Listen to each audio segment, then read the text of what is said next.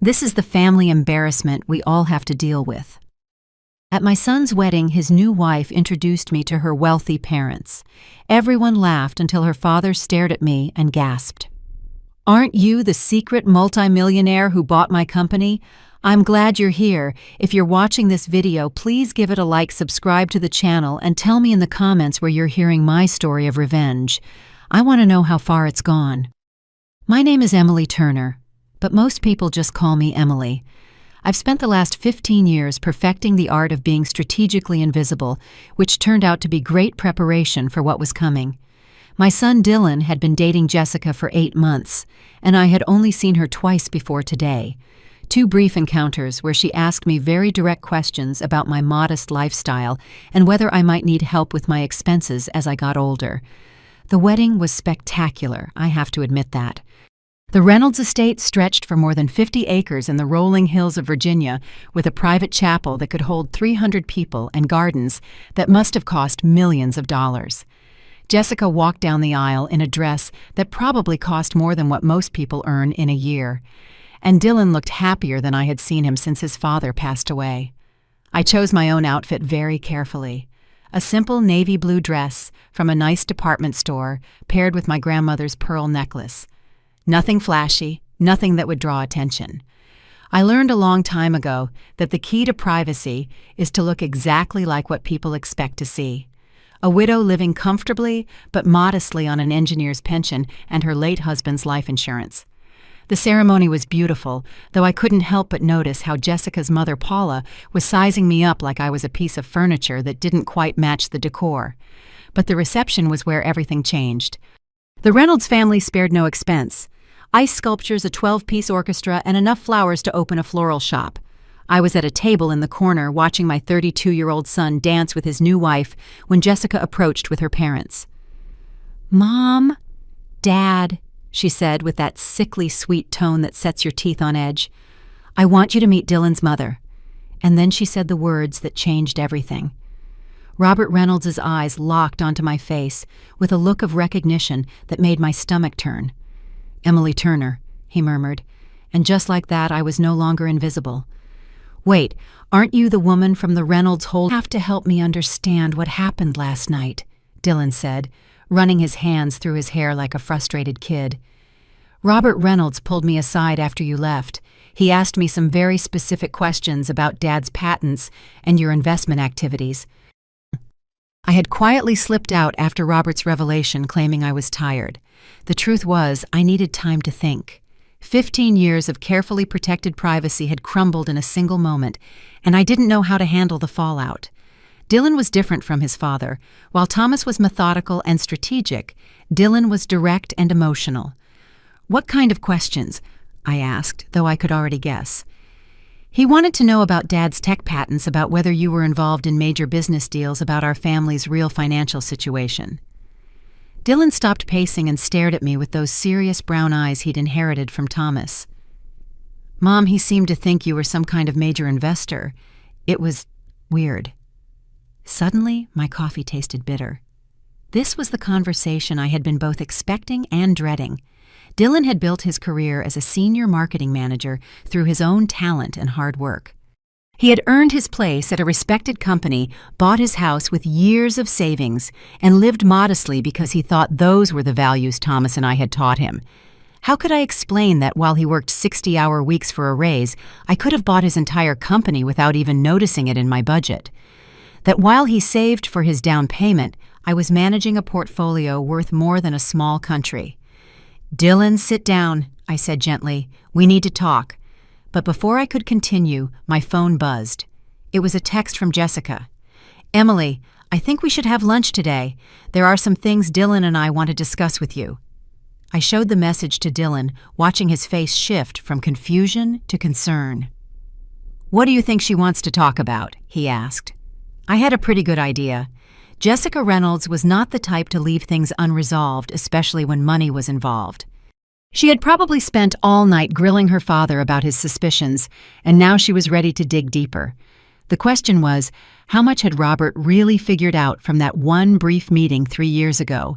"I think," I said cautiously, "that your wife is a lot smarter than we've given her credit for." Just then, Dylan's phone rang. Jessica's name flashed on the screen. He answered, and I could hear her voice bright and artificially cheerful. "Dylan, honey, I was hoping we could all have lunch today. There are some family matters I'd love to discuss with your mom now that we're officially family." When he hung up, Dylan looked at me with the same expression he used to have as a teenager when he suspected I knew more than I was letting on. "Mom, is there something you need to tell me about our family's finances?" Outside my window, I watched the familiar rhythm of people heading to work, people with normal worries about meetings and deadlines. I envied that simplicity. "Everything," I finally said. "I need to tell you everything." Jessica had arrived at the restaurant 45 minutes early. She was already seated at a corner table when Dylan and I walked in. She had picked the most expensive place in the city, I noted, and had chosen a table with the best view. Her blonde hair was perfect, and she wore a designer suit I'd recently seen in a magazine. "Emily, Dylan, thank you so much for coming," she said, standing to hug us. Her smile was radiant, but I caught the calculating look in her green eyes as she scanned my simple black dress and understated jewelry. I ordered a bottle of nice wine to celebrate us being a family. It was a Bordeaux that cost nearly $1,000. Clearly, Jessica was setting the tone. "That's lovely, dear," I said as I sat down, "though perhaps a bit much for a casual family lunch, don't you think?"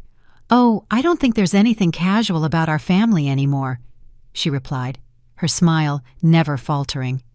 "Last night I had a long chat with Daddy about his business experiences. He told me some fascinating stories about corporate acquisitions and anonymous investors." Dylan looked between us, sensing a tension he couldn't quite place. "Jessica, what does that have to do with this lunch?" She ignored him completely, her focus entirely on me. "You know, Emily, I studied business at Wharton. I love everything about corporate finance, especially complex investment structures and shell companies. Dad mentioned that when they bought Reynolds Holdings, the buyer acted with surprising discretion." I took a sip of wine and waited.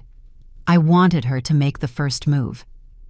"The funny thing about discreet investors," she continued, "is that they usually have very good reasons for their privacy.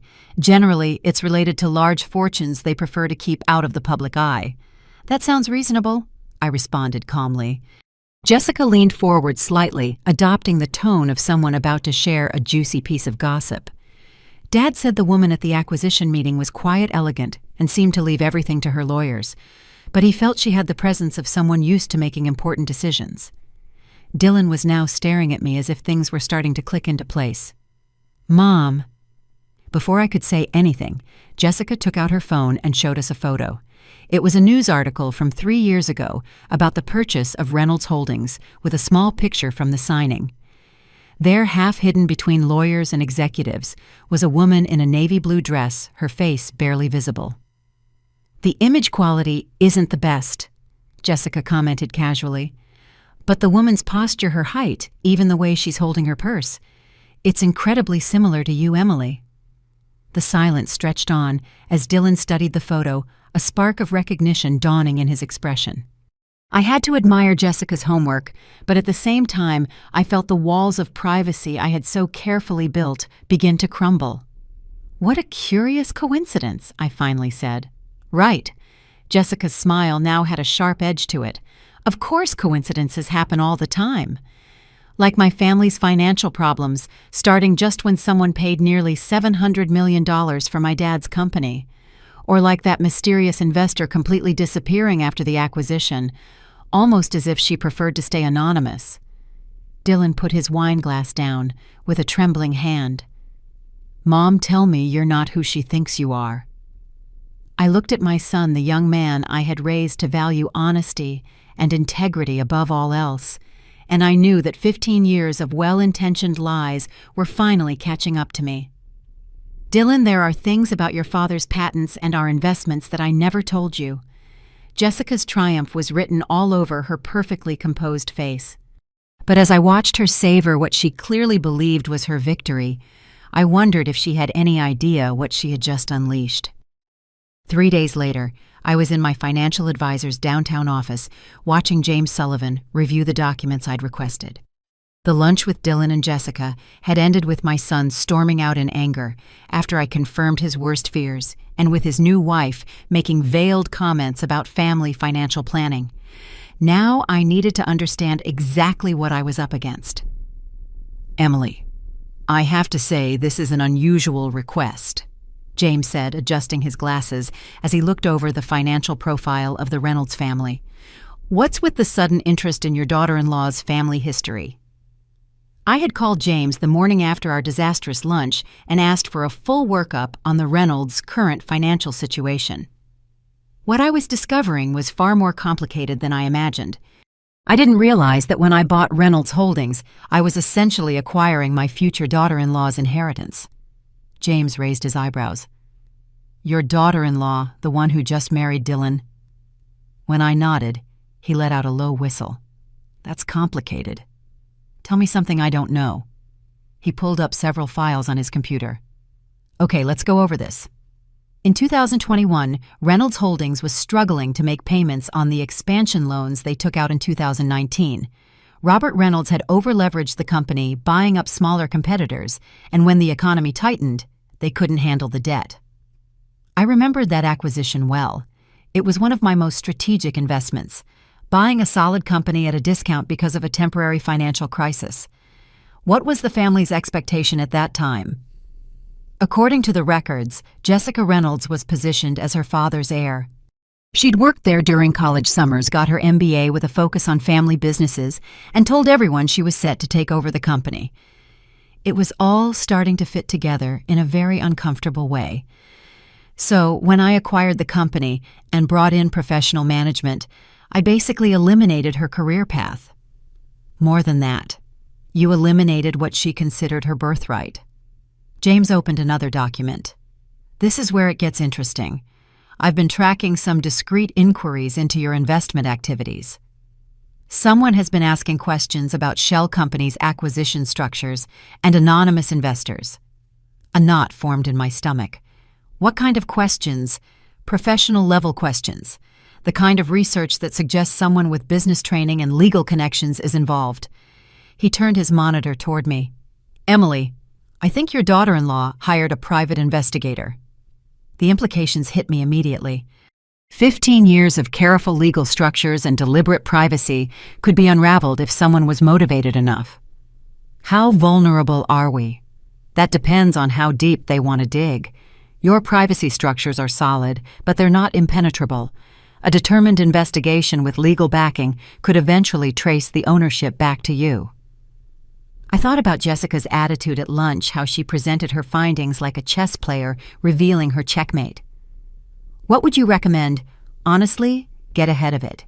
If she's building some kind of financial claim or trying to appeal to a sense of family obligation, you need to control the narrative before she exposes you. James leaned back in his chair, thoughtful. "But Emily, there's something else. If this goes public, it won't just affect you. Dylan's career could be compromised if it looks like his success was tied to a family fortune he didn't even know about." I hadn't considered that. Dylan's reputation was built on his own hard work. If people knew his mother was a secret tycoon, they would question every promotion he ever got. It was a painful irony. I had hidden my fortune to protect him, and now that very secret could destroy everything he had worked for. "There's one more thing," James continued, pulling up a final document. "The Reynolds family's current financial situation is more fragile than it looks. They've been maintaining their lifestyle with loans, probably waiting for Robert to find another business opportunity or for Jessica to marry someone rich. And now she thinks she has." "Exactly. But Emily, if she's planning to ask for financial support or get involved in your investments, you need to be prepared. This is about to become more than just a family disagreement." When I left James's office, I realized I was facing the same choice Thomas and I had made 15 years ago, only now the stakes were much higher. This time I wasn't just protecting my son's independence, I was fighting to keep everything I had built from being turned against my own family. That night I did something I hadn't done in months. I opened a bottle of fine wine that Thomas and I had been saving. I poured myself a generous glass and spread 15 years of financial records across my dining room table. If Jessica wanted to play investigator, she was about to find out she had picked the wrong person. The numbers told a story of patience and strategy. Thomas and I hadn't just gotten lucky. We were methodical. We researched every investment, diversified carefully, and reinvested our profits. Those initial $25 million grew to $50 million by 2015, then to $200 million by 2018. By the time Thomas died, our net worth was over $700 million, and I had continued to grow it. More importantly, I had been quietly building something bigger than just wealth. I had significant shares in a dozen different companies, held licensing agreements on 17 different technologies, and had invested in everything from renewable energy to biotech. I wasn't just a woman with money. I was deeply involved in the world of innovation in a way that even James didn't fully understand. My phone buzzed with a message from Dylan. "Mom, Jessica and I want to come over tomorrow night. She has some ideas about how our family should handle this new information." I almost laughed. Jessica had ideas. I could already imagine what they were. Something involving trusts and family board meetings with a more collaborative approach to my money. What she didn't understand was that I'd been managing expectations and protecting my interests for longer than she'd been alive. I opened the legal documents James had given me on the Reynolds finances. Their situation was even worse than I thought. Their family estate was mortgaged to 80% of its value. Their investment accounts had been drained to maintain their lifestyle, and they had significant debts, all backed by Robert's belief that he would eventually cash in on his business contacts. Robert thought he had retired comfortably with the money from his company's sale, but the reality was more complicated. Much of his income came from consulting fees and board positions that I myself had arranged through the new management of Reynolds Holdings. His standard of living depended on me, but that was just the surface. I opened my laptop and started digging into Jessica's recent activities. If she had hired a private investigator, there had to be a trail. What I found was both fascinating and disturbing. Jessica had indeed hired a firm specializing in tracking corporate assets. She had also contacted a lawyer who specialized in family estate disputes. And most revealingly, she had opened several new lines of credit in the last month, probably to finance her investigation with the hope of a substantial return. She hadn't just married my son for love. She had married him as an investment strategy. The wine was making me philosophical, or maybe just honest with myself for the first time in years. I had spent 15 years being the discreet widow, letting people think I was living a modest life while silently building something massive. But Jessica's little performance at the wedding had changed everything. I was tired of being underestimated. More than tired, I was done allowing it. Tomorrow, when Dylan brought his wife over to talk about her ideas for our family's financial future, I was going to give them a lesson on who exactly they had decided to investigate. Because Emily Turner, the cautious investor, was about to become Emily Turner, the strategic opponent. And I'd been winning games for 15 years that other people didn't even know they were playing. Dylan and Jessica arrived at my apartment the next night with the air of diplomats approaching a delicate negotiation. I had prepared for them with a simple cheese and fruit platter and a moderately priced bottle of wine, nothing that would give away my true resources. "Mom, thanks for sitting down with us." Dylan began, his tone cautious. "I know the last few days have been complicated." Jessica was dressed in a sharp business suit. Her Wharton training was evident in both the folder she carried and the way she settled into my armchair. "Emily, I want to start by saying that everything we discuss tonight is for the family. We're all on the same side here." I almost laughed. "Of course, dear. What did you want to talk about?" She opened her folder, revealing several neatly prepared documents. "Well, I've been thinking about our conversation at lunch, and I think we may have gotten off on the wrong foot. I'd like to propose a more collaborative approach to our family's financial planning." "Collaborative how?" "Jessica has some ideas about how we could structure things to benefit everyone," Dylan added, clearly uncomfortable. "The thing is, Emily," Jessica continued, "family wealth works best when it's managed strategically across generations. Dylan and I were talking about creating a structure that protects your privacy but also allows for more transparency in our planning." There it was. I took a sip of wine and waited. We were thinking of establishing a family foundation, something that would allow us to make charitable donations, gain tax advantages, and coordinate our investments. She pulled out what looked like a preliminary legal draft. I've already had some initial talks with a lawyer specializing in family wealth management. The nerve was shocking. She finds out I have money and immediately starts planning how to access it, complete with legal consultations and formal proposals. It sounds quite thorough. The foundation would be led by a board of family trustees, she continued, warming up.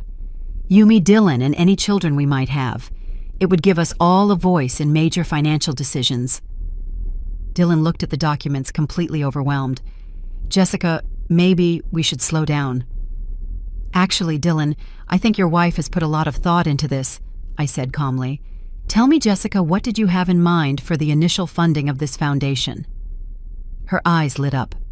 Well, I thought we could start with something substantial enough to make a real impact, maybe around $50 million to establish credibility in the philanthropic community. $50 million, from the woman who called me a family embarrassment less than a week ago. And the board structure you mentioned, I continued casually. How would the votes be distributed? I think equal representation would be the most logical, she answered confidently. 3 trustees, 3 votes, very democratic. I set my wine glass down and looked her straight in the eye. Jessica, can I ask you something honestly? Of course. Do you love my son? The question caught her completely off guard. She glanced at Dylan, then back at me. What kind of question is that? A simple one. Do you love Dylan for who he is, or do you love what you think being married to him represents? The silence in the room was thick with tension. Dylan looked between us, growing more nervous by the second, and Jessica's calm facade began to crack. I think it's unfair how you're framing our relationship. Is it? I stood up and walked to a bookshelf where I pulled out a folder I had prepared. Because I have some information that might clarify things. I returned to my seat, opened the folder, and showed her the investigation report James had prepared. Her face went pale as she recognized some of the documents. This is a record of your communications with Aguilar Private Investigations over the last 2 weeks, I said evenly. It seems you hired them to research corporate ownership structures and trace anonymous investors. Quite expensive from what I can see. Dylan stared at his wife in disbelief. Jessica, you hired private investigators. It's not what it looks like, she said quickly. I just wanted to better understand the family's financial situation. You were building a case, I corrected her. These documents show you also consulted with Vance Peters and Associates, a law firm that specializes in family estate disputes and trust litigation. I pulled out another paper. This is interesting.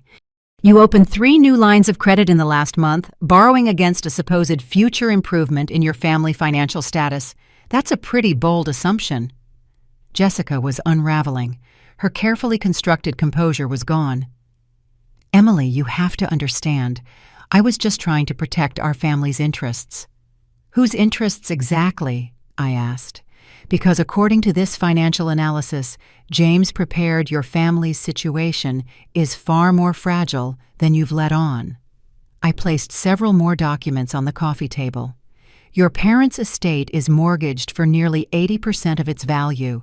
Their investment accounts have been drained to maintain their lifestyle ever since your father lost Reynolds Holdings.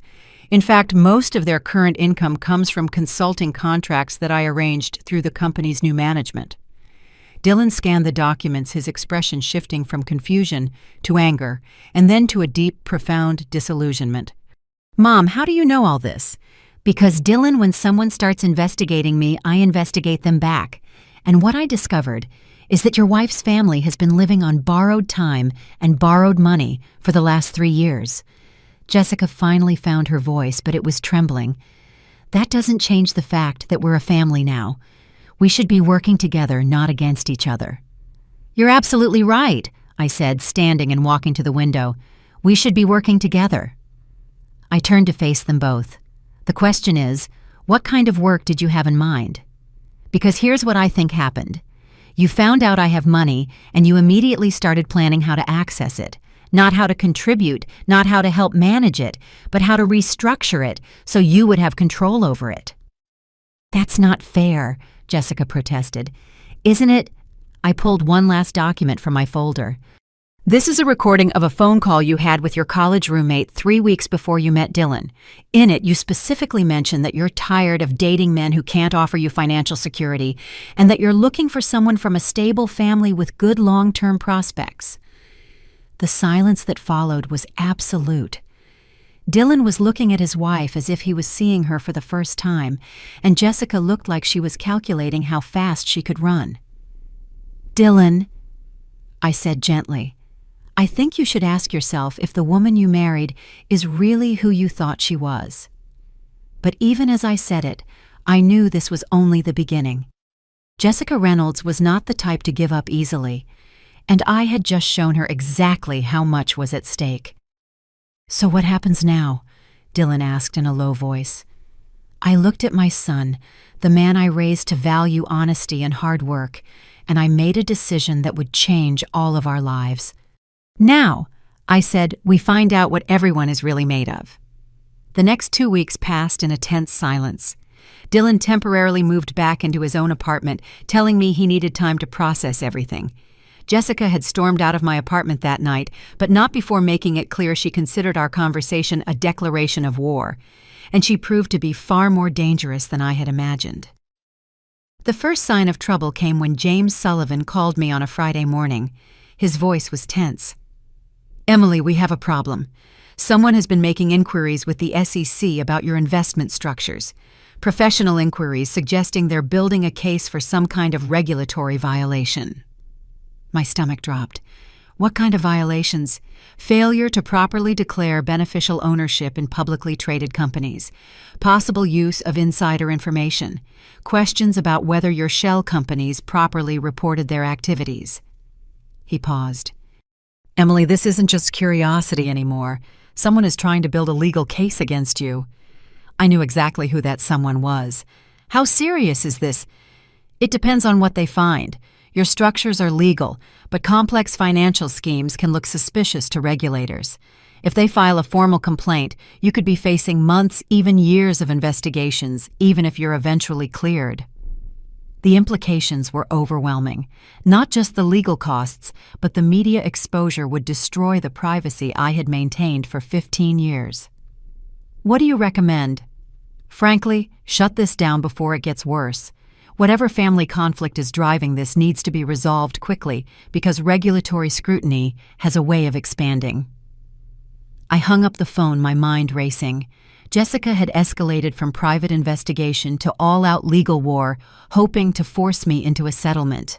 It was a smart, if morally bankrupt, strategy. My phone rang. It was Dylan. "Mom, we need to talk." Something happened. He arrived an hour later, looking gaunt and older than his 32 years. "Jessica filed for legal separation." He said it bluntly. "Her lawyer says she's concerned about potential financial liabilities from undisclosed family assets." I almost admired her thoroughness. By filing for separation, she was legally protecting herself while setting the stage for a divorce negotiation. "I'm sorry, Dylan." "Are you really?" He looked at me with eyes that held more pain than anger. "Because it feels like you orchestrated this, like you wanted my marriage to fall apart just to prove a point about her intentions." The accusation hurt more than I expected. "Dylan, I never wanted your marriage to fail. I wanted you to understand who you married before it was too late. By destroying her family's financial stability and investigating her like a criminal," he shot back. "Mom, I don't even know who you are anymore." That stung, but I held my ground. "I'm the same person who taught you to value honesty and integrity. The same one who wanted you to succeed on your own merits, not because of family money. And look how that turned out," he said bitterly. "My wife is leaving me. Her family's finances are in ruins, and my mother is some kind of business tycoon who's been lying to me for 15 years. I wanted to comfort him like when he was a little boy, but the distance between us felt miles wide. "Dylan, there's something else you need to know. Jessica has filed complaints with federal authorities about my investment activities. She's trying to force me into a public legal battle." He stared at me. "What does that mean?" "It means this isn't over. It's just beginning. and I need you to decide if you're going to stand with me or if you're going to let her destroy everything I've built to protect our family." The silence stretched between us. Finally, Dylan looked at me with what seemed like the beginning of understanding. "What do you want me to do?" The meeting took place in James Sullivan's boardroom the following Monday. It was me, Dylan Jessica, her lawyer Mark Vance, and her parents Robert and Paula Reynolds. The air was so tense you could cut it with a knife. "Let's be clear about why we're here," Mark Vance began, smoothing his expensive suit. "My client has discovered that Mrs. Turner has been concealing considerable assets while allowing her son's wife's family to suffer financial hardship. This suggests a deliberate pattern of deception that warrants investigation." James, sitting beside me, responded calmly, "Mr. Vance, Mrs. Turner's financial activities are perfectly legal. Your client's recent complaints to the authorities seem motivated by personal animosity rather than legitimate concerns." Jessica leaned forward. "This isn't about personal animosity. It's about family responsibility and transparency. Emily has been manipulating people's lives while pretending to be someone she's not." I finally spoke. "Jessica, I have never manipulated anyone. I invested in failing companies and made them thrive. I kept my life private because I prefer discretion. Neither of those things is illegal or immoral." "You bought my father's company and let him believe he had failed as a businessman," she shot back. "Your father did fail as a businessman," I replied calmly. "I saved his company and protected his employees' jobs. Under his management, Reynolds Holdings would have been bankrupt within months." Robert Reynolds, who had been silent, cleared his throat. "Mrs. Turner, I appreciate what you did for the company, but you can't deny that you were strategic in hiding your involvement in our family's affairs." "Strategic, yes. Deceptive, no. You never asked about my investments, and I was under no obligation to volunteer the information." Mark Vance pulled out a thick folder. "Mrs. Turner, we have evidence that you used your financial position to manipulate several situations involving my client's family. The consulting fee payments to Mr. Reynolds, the timing of certain business decisions, even the investigation into my client's personal affairs." "Evidence of what exactly?" James asked. "Of a pattern of control and manipulation designed to maintain power over this family's financial future." I looked at the people in the room, people who thought they understood the game they were playing. "Mr. Vance, let me be very clear. I do not control your client's family. I do not owe them money. I do not owe them explanations. And I certainly do not owe them access to my assets. But you do owe your son honesty," Jessica interrupted, "and basic respect to your daughter-in-law." "Respect?" A cold calm settled over me. "You introduced me as a family embarrassment at your wedding. You hired investigators to dig into my private life. You filed regulatory complaints to force me into a financial settlement, and now you want to lecture me on respect." The silence that followed was deafening. Dylan, who had been quiet the whole time, finally spoke. "What do you want, Jessica? What will it take to end this?"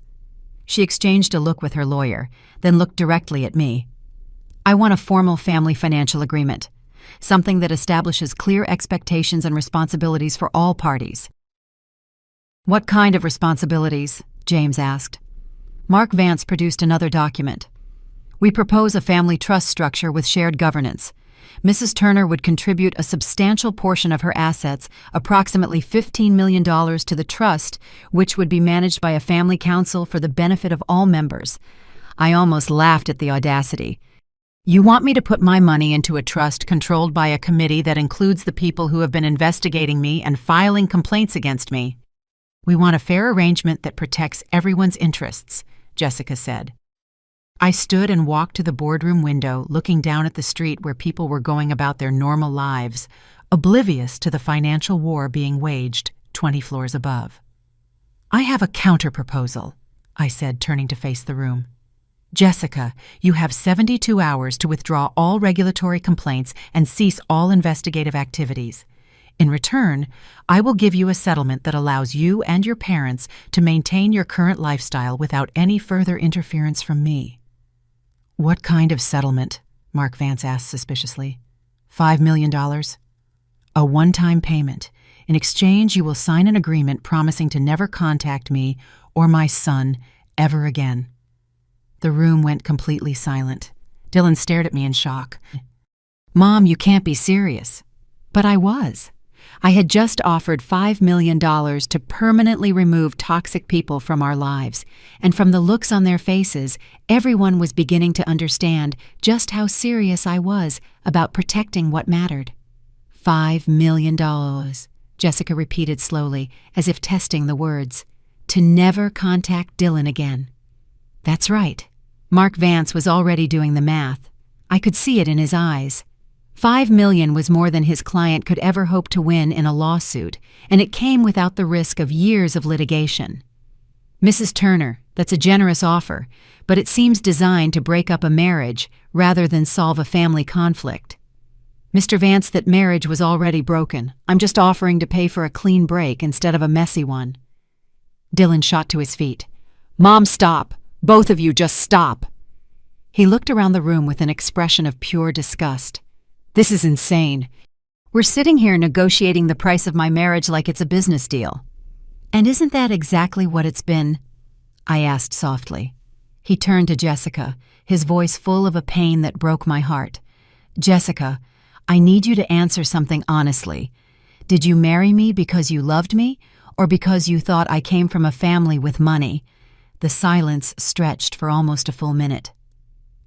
"Dylan, that's not a fair question," she finally said. "It's the only question that matters." I watched my son's face as he waited for an answer that never came. In that silence, 15 years of careful choices, financial privacy, and silent protection all crystallized into one single moment of clarity. $5 million, I repeated, looking directly at Jessica. "In addition, I will arrange for your parents to keep their house and for your father to keep his consulting position at Reynolds Holdings. You sign the papers and walk away from my family. And if I refuse," I smiled. And for the first time since this all began, it was a genuine smile. "Then you get nothing. Your parents lose the house, your father loses his income, and you will spend the next several years tied up in lawsuits that will cost you far more than you could ever hope to win." Mark Vance was whispering urgently in Jessica's ear, no doubt explaining the absurdity of refusing. $5 million cash in hand versus years of expensive litigation with an uncertain outcome.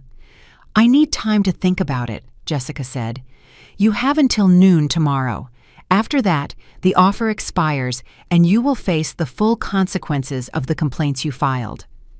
When the meeting ended, Dylan stayed behind. "Mom, did you really just buy my freedom from my wife?" "No, sweetheart. I just gave you the information you needed to make your own decision." He was quiet for a long time. "And if she takes the money, then you'll know exactly who she was and you can move on with your life. And if she doesn't, you'll still know who she was, and I will make sure she regrets ever trying to manipulate our family." Dylan looked at me with something that looked like a mixture of awe and fear. "When did you become so ruthless?" I took his question seriously. "I think I always was Dylan. I just never had a reason to show it." At 11:47 the next morning, Mark Vance called James Sullivan to accept the deal. By 5 p.m., the papers were signed and the money was transferred. Jessica took the $5 million and vanished from our lives as if she had never existed. Dylan filed for divorce the following week, citing irreconcilable differences. 6 months later, he called me on a Sunday afternoon. "Mom, I met someone. Her name is Sarah. She's a teacher, and she has no idea you're rich." "How do you know?" "Because when I told her my mom lived in a nice apartment and drove a reliable car, she said it sounded like a woman who had her priorities straight." I smiled, feeling something in my chest finally unwind after all these years. She sounds perfect. When do I get to meet her? "Next Sunday. But Mom, when we have dinner, can you just be the woman who taught me to work hard and treat people right? Can you leave the powerful businesswoman at home?" I laughed, realizing that after 15 years of hiding who I was, I finally understood the difference between being invisible and being private. Of course, sweetheart. But if it turns out she's investigating our finances, the deal's off. Deal, he said, and I could hear his smile through the phone. For the first time in months, the future looked exactly as bright as I had always planned it to be. After everything that happened, I discovered that the greatest wealth I had wasn't my investments or my hidden accounts. It was the chance to start over, to decide how I wanted to spend my time, my energy, and my name. For years, I had lived in the shadows, afraid of the world knowing who I really was. Now I understood that real power was in choosing how I wanted to be remembered. My first decision was simple. I sold the apartment where I had spent the last 15 years. It held too many ghosts. I moved to Santa Fe, a place that had always fascinated me with its art and history. There nobody knew me as the millionaire widow or the difficult mother-in-law. I was just Emily, a woman who enjoyed walking through the farmer's market and talking to local artists. I also started a small, quiet cultural foundation. No press releases, no gold plaques with my name on them. I called it the Thomas Fund in honor of my husband. We support young engineers from Austin and Chicago who dream of patenting their ideas but don't have the resources. Seeing kids from humble backgrounds present their prototypes at international fairs gave me a satisfaction no stock dividend ever could. Over time, the rumors about my fortune faded. The people in Santa Fe saw me as the lady who always came to the 8 a.m. service with a blue shawl, the same one who stayed after to hand out bags of groceries to families in need. I liked that simplicity, that chosen invisibility. My relationship with Dylan took time to heal, but we got there. There were awkward dinners and painful silences. But when I met Sarah, his new partner, I knew it had all been worth it. Sarah hugged me like she'd known me forever without asking about balance sheets or companies. She just said, "Now I see where Dylan gets his way of listening without judgment." It was then that I felt the bond between a mother and son, though strained, was strong again. At Christmas, for the first time in a long time, my table was filled with genuine laughter. No champagne glasses hiding social comparisons, just cookies, hot cocoa, and poorly sung carols. That night I stayed up late looking at the lighted tree and thought about how much Thomas would have enjoyed seeing our family free of masks. I won't lie, there are still moments when the shadow of Jessica enters my thoughts. I know that with $5 million, she'll find another way to reinvent herself, maybe in another city with another victim. But that's not my problem anymore. I learned that I can't save everyone, and I don't have to carry those who only see me as a walking ATM. Now my days are filled with simple routines: pottery classes, brunch with my neighbors, and occasional trips to support community projects. I don't need bodyguards or armored cars. I need peace, and you can't buy that with millions. The funny thing is, when I stopped hiding who I was, I also stopped being afraid. I'm no longer scared of someone discovering my fortune, because I understand that the numbers in a bank account don't define my worth. What defines me is how I use those resources to transform even just a little the lives of others. A few months ago, a young student who received a scholarship from the Thomas Fund approached me with tears in his eyes. "Mrs. Emily, thank you. If it wasn't for you, I'd still be loading boxes in a warehouse. Now I'm in Pittsburgh finishing my engineering degree." That sincere gratitude was the real end to all the drama with the Reynolds family. Today I look back and smile. Yes, I was invisible for 15 years, but I learned that invisibility can be a strategy, not a sentence. And I also learned that the most elegant revenge isn't destroying the person who tried to humiliate you, but thriving in their absence. So here I am in my 60s, living in a town that smells of fresh bread and bougainvillea, surrounded by people who measure me not by my money, but by my presence. I finally understood that life wasn't asking me to be perfect, just to be authentic. And if anyone ever introduces me as the family embarrassment again, I have my answer ready. The real embarrassment is wasting a life trying to impress others when you could be spending it leaving a mark that actually matters. The story we tell is fictional, but it is inspired by real events. The names and places have been changed to protect the identities of those involved. We don't tell this to judge, but in the hope that someone will listen and stop to think how many mothers are suffering in silence within their own homes. I'm truly curious. If you were in my place, what would you have done? Would you choose silence to keep the peace? Or would you dare to confront everything to reclaim your voice? I want to know what you think, because every story is a candle that can light the way for someone else. God always blesses, and I firmly believe that courage leads us to better days. Meanwhile, on the end screen, I'm leaving you two of the channel's most beloved stories. I promise they will surprise you. Thank you for staying until the end.